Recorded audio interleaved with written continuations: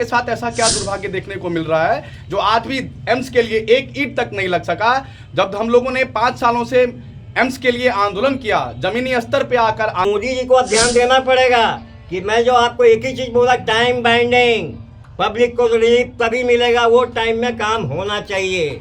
हम नहीं लटकेंगे। अब बातों को कह सकता हूं मीडिया बंधुओं के माध्यम से, जो वाकई में उसके पास कोई डीपीआर नहीं है, उसके पास कोई फिक्स प्लानिंग नहीं है, वो कहां पे क्या करेगा इसकी कोई योजना नहीं है। सिर्फ 25 की वोट लेने के लिए, मिथिला से फिर से वोटों को समेटने के लिए ये शिलान्यास हो गया। पूरी पब्लिसिटी हो गई कि एम्स यहाँ बनेगा। दोबारा शिलान्यास की मुझे नहीं लगता है कोई बहुत बड़ी दरकार थी, लेकिन प्रधानमंत्री हैं, माननीय प्रधानमंत्री आना चाहते हैं तो हम मिथिलावासी उनके थोड़ी सी काम कर देने के बाद वहां का डीपीआर जनताओं के बीच समक्ष प्रस्तुत करने के बाद जाकर के वो शिलान्यास कर। कि आज़ाद भारत से पहले हमारा जो क्षेत्र था मिथिला, वो काफ़ी संपन्नता का क्षेत्र रहा है, लेकिन आज़ाद भारत के बाद ऐसी क्या जरूरत पड़ी सरकार में बैठे हुए लोगों के पास, प्रशासन में बैठे हुए लोगों के पास, जो हमारा क्षेत्र को आज विलीन कर दिया गया। हमारा इतिहास कोई आज का इतिहास नहीं है, त्रेता युग का इतिहास है, लेकिन हमारे इतिहासों के साथ शासन में बैठे हुए लोगों ने हमारे साथ छेड़छाड़ करने का काम किया है। हम लोगों ने दरभंगा के लोगों ने या मिथिला के लोगों ने सरकार से कोई एम्स नहीं मांगा था, लेकिन जब 2015 में ये अनाउंसमेंट हुई जो दरभंगा को भी एम्स मिलेगा, इसके साथ 8 अन्य और एम्सों की भी घोषणा होती है, 9 एम्सों की और घोषणा होती है, 8 एम्स बनके आज तैयार है। लेकिन दरभंगा के साथ ऐसा क्या दुर्भाग्य देखने को मिल रहा है जो आज भी एम्स के लिए एक ईंट तक नहीं लग सका। जब हम लोगों ने 5 सालों से एम्स के लिए आंदोलन किया, जमीनी स्तर पे आकर आंदोलन किया, लोकतंत्र तरीके से जो भी चरणबद्ध तरीके से आंदोलन होता है उन तमाम चीज़ों को हम लोगों ने करने का काम किया, तो सरकार के द्वारा ढकोसला देने का काम किया और 2020-22 में जाकर के एम्स की शिलान्यास हो जाती है। और फिर से यह कैबिनेट की सरकार फिर से यहाँ पर आकर एम्स की शिलान्यास करने जा रही है। मेरा मामला यह है प्रेस कॉन्फ्रेंस के माध्यम से, जो सरकार शिलान्यास न करके उद्घाटन करे। अगर सरकार वाकई में मिथिला के क्षेत्र के विकास के लिए प्रतिबद्ध है तो मोदी जी कल शिलान्यास न करके उद्घाटन की तिथि घोषित करे और फिर आगामी दिनों में आकर एम्स जब बन जाए तो वहां पे जाकर उद्घाटन करे। अगर उनको लगता है थोड़ी सी भी मानवता उनमें बची हुई है तो कर शिलान्यास ना करके थोड़ी सी काम कर देने के बाद वहां का डीपीआर जनताओं के बीच समक्ष प्रस्तुत करने के बाद जाकर के वो शिलान्यास करे, लेकिन ऐसा होने वाला नहीं है। मैं पूछना चाहता हूं, हम लोगों के पास मेडिकल हब हुआ करता था, हमारे पास बिजनेस के तमाम स्ट्रक्चर हुआ करती थी, आज तमाम चीजों को इन शासन में बैठे हुए लोगों ने बर्बाद कर दिया। ये सीता माता की धरती रही है, आज का इतिहास हमारा नहीं है। हमारे साथ ही सौतेला व्यवहार क्यों कर रहे हैं ये लोग? हम लोगों ने सरकार को कई दशकों से विधानसभा में, लोकसभा में बैठाने का काम किया, सबसे ज्यादा सीट हम लोगों ने देने का काम किया, उसके बावजूद भी हमारे साथ ये छल करने का काम क्यों करते हैं? आज मैं प्रेस मीडिया के माध्यम से ये प्रश्न पूछने का काम करता हूं। साथ ही इतना ही नहीं, प्रशासन का बहुत दबाव हम लोगों पे बन पड़ रहा है। हम लोग 13 तारीख को यहाँ से कर्पूरी चौक से पैदल मार्च करेंगे और मोदी जी से आंख में आंख मिलाकर, स्थानीय जनप्रतिनिधियों से आंख में आंख मिलाकर प्रश्न पूछने का काम करेंगे। आप देख सकते हैं 2016 में सुपर स्पेशलिस्ट अस्पताल नामक एक योजना आई, जिसे 2018 में सुचारू रूप से चालू हो जाना चाहिए था, लेकिन वो आज तक धरातल पर नहीं उतर सकी। वहां की करोड़ों अरबों की मशीन आज धूल फांक रही है। करोड़ों रुपए की सर्जिकल भवन तो बना दिया गया, लेकिन आज भी वहां पे मरीजों को इलाज नहीं किया करवाया जा रहा है। डॉक्टर की अपॉइंटमेंट हो गई है, उसकी सैलरी मिल रही है, तमाम स्थानीय नेताओं ने मिलकर उसका बंदरबाट करने में लगा हुआ है। मैं इसका पुरजोर विरोध करता हूं।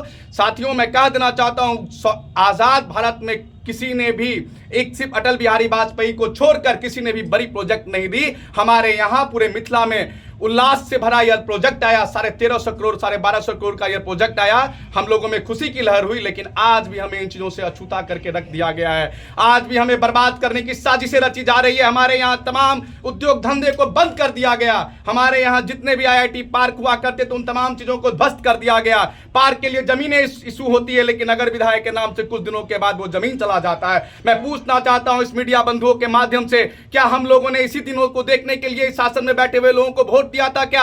अगर हमें पलायन पे आज मजबूर कर दिया गया है, हमें बाढ़ में ढकेल दिया जाता है। आज मोदी जी डिजिटल इंडिया और मेक इन इंडिया की बात करते हैं। ये कौन सा डिजिटल इंडिया और मेक इन इंडिया है जो हमें बाढ़ में ग्रसित कर, बाढ़ जैसी समस्याओं से जूझना पड़ता है? एक अच्छे से ट्रीटमेंट के लिए मुझे पटना जाना पड़ता है, एक अच्छे से नौकरी के लिए मुझे दिल्ली जाना पड़ता है, एक अच्छे से पढ़ाई के लिए मुझे यहां से पलायन करने पे मजबूर किया जाता है। लेकिन आने वाले दिनों में हम लोगों ने अब मिथिला के माटी और पानी की पार्टियों को खड़ा करने का काम किया है, जो आने वाले विधानसभा चुनाव में ये तमाम पार्टी जो बैठकर सिर्फ और सिर्फ वोट बैंक की राजनीति करती है, सिर्फ और सिर्फ अपने फायदे की बात करती है, लेकिन इन सबों को सबक सिखाने का काम करेंगे आने वाले दिनों में। आपके बैनर में लिखा हुआ है कि दरभंगा एम्स का दोबारा शिलान्यास। ये बताइए पहला शिलान्यास कब हुआ और किन के द्वारा हुआ, दूसरा शिलान्यास ये होने जा रहा है? देखिए, आज से कुछ दिन पहले मैं यही मुद्दा पे आना चाह रहा था। हम लोगों को एसेट किसी शासन में बैठे हुए लोगों ने आजाद भारत में हमें वो चीज देने का काम नहीं किया। हम पहले से संपन्न हुआ करते थे। हमारी संपन्नता की इतिहास रही है। जब कांग्रेस की स्थापना करने के लिए गुलाम भारत में जब कोई जमीन ही नहीं हुआ करती थी, तो हमारे महाराज ने 1885 ईस्वी में उस कांग्रेस की स्थापनाओं के लिए रातों रात भवन खरीद के देने का काम किया। उसी तरीके से हमारे करोड़ों रुपए का बना हुआ इंफ्रास्ट्रक्चर डीएमसीएच को बर्बाद कर दी गई। ये देश चलाने में एक घर का जो गार्जियन होता है, मुखिया, वो घर में कोई भी काम करने से पहले उसकी डीपीआर तैयार करती है, उसकी योजना तैयार करती है। लेकिन ये शासन कोई योजना ना बना करके सीधे पॉलिटिकल दबाव में आने के लिए, वोट बैंक की राजनीति करने के लिए हमारे खरबों रुपए के एसेटों को बर्बाद कर दिया गया। डीएमसीएच में जो करोड़ रुपए का भवन उठा, उसकी जिम्मेदारी कौन तय करेगी, मैं पूछना चाहता हूं। डीएमसीएच में जो हमारे धरोहरों को बर्बाद कर दिया गया, उसको तोड़ दिया गया एक इशारे पे, उसकी जिम्मेदारी कौन तय करेगी? हम लोगों को 9 सालों से एक ईंट तक नहीं लग सका, इसकी जवाबदेही और जिम्मेदारी कौन तय करेगी? हम लोगों ने 2022 ईस्वी के आसपास नीतीश कुमार जी आकर एम्स का शिलान्यास किए थे, वही मेडिकल ग्राउंड में। शिलापट तो लगा होगा? नहीं, शिलापट उन लोगों ने लगाया था, नहीं लगाया था। अच्छा, आपने कहा कि जो करोड़ रुपए की मशीन लगी है डीएमसीएच सुपर स्पेशलिस्ट में, क्या आपको डर लग रहा है कि एम्स भी इसी तरीके से खड़ा हो जाएगा? और डर नहीं लग रहा है, मुझे पूर्ण तरीके से पता है। अभी तक कोई डीपीआर नहीं बना है, अभी तक कोई बिल्डिंग कैसी होगी, कहां कौन सा भवन होगा, कुछ भी धरातल पर नहीं है। अगर है तो बीजेपी वाले, अगर है तो जेडीयू वाले, अगर है तो शासन में बैठे हुए जो इनके आला अधिकारी हैं, वो आकर हमें डीपीआर दिखाए तो मैं मान जाऊंगा ये लोग वाकई में काम करने के लिए आ रहे हैं। इस बार हम लोग को गुमराह करने की साजिश नहीं रची जा रही है इन लोगों के द्वारा। लेकिन मैं दावे के साथ इस बातों को कह सकता हूं मीडिया बंधुओं के माध्यम से, जो वाकई में उसके पास कोई डीपीआर नहीं है, उसके पास कोई फिक्स प्लानिंग नहीं है, वो कहां पे क्या करेगा इसकी कोई योजना नहीं है। सिर्फ 25 की वोट लेने के लिए, मिथिला से फिर से वोटों को समेटने के लिए ये शिलान्यास। आपको कहीं से पता चला कि दरभंगा एम्स की बिल्डिंग की कोई डिजाइन नहीं है? कोई डिजाइन नहीं है। एक दावे के साथ आप बोल रहे हैं? दावे के साथ है। तो जब प्रशासन सुनेगा तो अंदर डाल देगा? बिल्कुल डाले, कोई दिक्कत नहीं है। जो बात सही है वो सही है। धमकी से नहीं डरने वाले हैं, धमका नहीं रहे, डाल दे अगर है तो सामने आए। 13 तारीख को जब प्रधानमंत्री जी आ रहे हैं तो आप लोग किस तरह स्वागत कीजिएगा? देखिए, स्वागत हम लोग आंख में आंख मिलाकर प्रश्न करेंगे। जो अब तो हमें बर्बाद करने की साजिश जो आपने लगातार रचा है, उस चीज़ों को, साजिश को खत्म किया जाए। हम लोग हमेशा से उदार के लिए जाने गए हैं। हम लोगों ने तमाम चीज़ों को स्थापित किया है। हमारे यहाँ बिजनेस हब हुआ करता था, अब हमें बर्बाद करने की। सवाल ये है कि आप लोग ये भी कह रहे हैं कि भाई ये 2-2 बार शिलान्यास हो रहा है, ये क्या माजरा है? सर, माजरा ये है कि ये सब कार्यक्रम करने के तरीके हैं। पब्लिक को अपनी ओर आकृष्ट करने के तरीके होते हैं। तो ये जो है, अब जिस चीज का कार्य पहले भी संपादित हो गया, पूरी पब्लिसिटी हो गई कि एम्स यहाँ बनेगा, दोबारा शिलान्यास की मुझे नहीं लगता है कोई बहुत बड़ी दरकार थी। लेकिन प्रधानमंत्री हैं, माननीय प्रधानमंत्री आना चाहते हैं तो हम मिथिलावासी उनका स्वागत भी करते हैं। आपने अपने स्टेटमेंट में कहा एक प्रशासक शासक की आलोचना होनी चाहिए। बिल्कुल होनी तो चाहिए। मोदी जी आ रहे हैं तो आपको खुशी होनी चाहिए, आपको स्वागत उनके करने के लिए खड़ा होना चाहिए। तो आप लोग यहाँ धरना पे बैठ जाते हैं? नहीं, धरना पे बैठे नहीं है। उन्हें यहाँ से पूरे मिथिला में, पूरे भारतवर्ष में हम ये मैसेज स्प्रेड कर रहे हैं कि अब लेट लतीफी नहीं चलेगा। पब्लिक को जो घुमाते रहते हो आप, मोदी जी नहीं घुमाते, लेकिन उनका जो भी व्यवस्था है, लेकिन और लोगों से कुछ ठीक ही व्यवस्था मैं समझता हूँ है। लेकिन मोदी जी को अब ध्यान देना पड़ेगा कि मैं जो आपको एक ही चीज़ बोला, टाइम बाइंडिंग। पब्लिक को रिलीफ तभी मिलेगा, वो टाइम में काम होना चाहिए। हम नहीं लटकेंगे अब। और मोदी जी आ रहे हैं, ठीक है, बात है, राजनीति है, चुनाव है, आने वाले आसन्न चुनाव है, तो वो आ रहे हैं, अच्छी बात है। मोदी जी राजनीति करने आ रहे हैं? नहीं, वो देखिए, हर पक्ष का 2 पक्ष होता है। आसन्न चुनाव तो है ही 2025 में, ये ठीक है, बिहार विधानसभा का चुनाव होना ही चाहिए, होगा।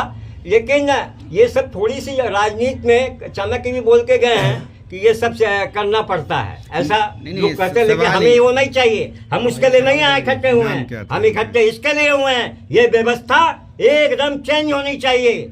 और हम जनता हैं, हम जनता है। हम में जो क्रांति होती, इनकलाब जो होता, वो इनकलाब को बस रवि के पटवा आया है आप लोगों के बीच में। अभिषेक जी इसीलिए बुलाते हैं कि ये इनकलाब इधर उधर भटके नहीं, ये इनकलाब सकारात्मक ऊर्जा के साथ सरकार से काम करवाने की सक्षमता ही रखता है और रखेगा।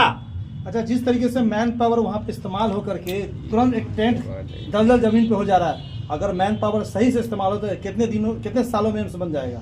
सर हमारे हिसाब से अगर एम्स मुझे बनाने दे दिया जाए, मेरा अथर्वा इंफ्रास्ट्रक्चर कंपनी भी है, तो 2 साल में एम्स यहाँ चालू हो सकता है। वो करने का तरीका अब वो डिपेंड करता है मैनेजमेंट पे और चाहत पे, और जो होता है ना अंदर की चाहत। ठीक है, थैंक यू सर। 29 में हो जाएगा।